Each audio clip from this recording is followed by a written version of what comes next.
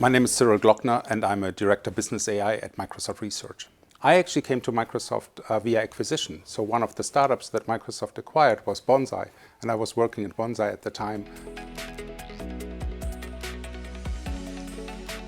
Artificial intelligence and machine learning are very powerful technologies, and they have the impact to kind of change how we're living, and they can change how humanity is moving forward. So we have to use them in a way where we use them responsibly, and we have to program them and establish them in a diverse way.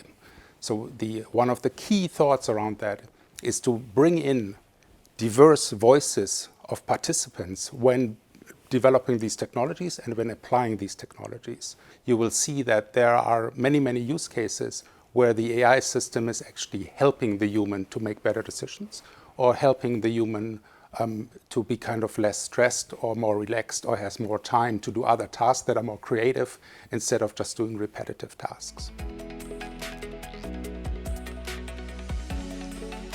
I take an example in manufacturing.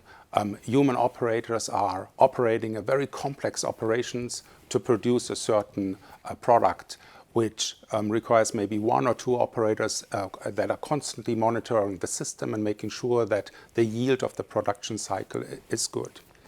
Now imagine something goes wrong and the humans are struggling to continue to operating the process and making sure that it's producing, interrupting the overall process.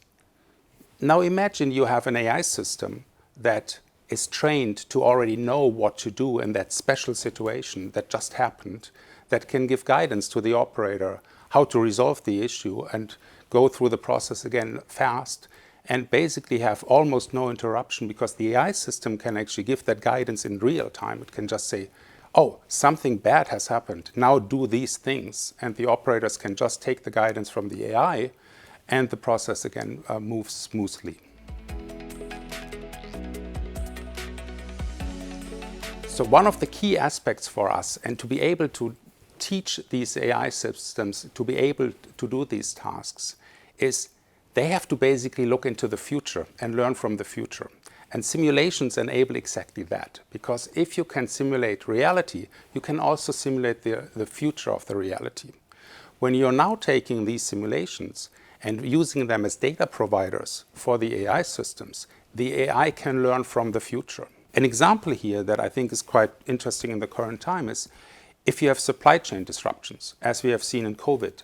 That was unforeseeable for us. I mean, some people may have predicted that that could happen, but as you saw as a result, the supply chains across the globe were struggling with keeping up with the new demand, with the change demand, with the interruptions.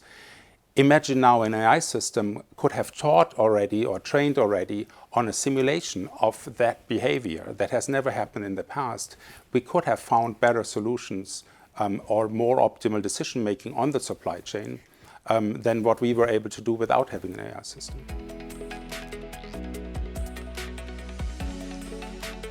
One key aspect of the systems that we are deploying is that there is always a human in the loop.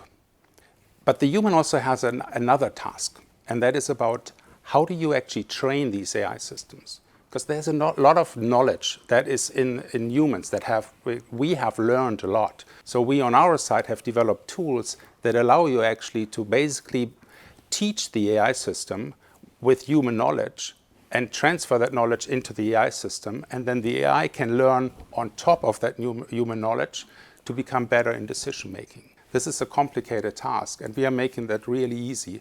So over time, we believe that these AI systems can become smarter and smarter because we are making it easier for the humans to teach them.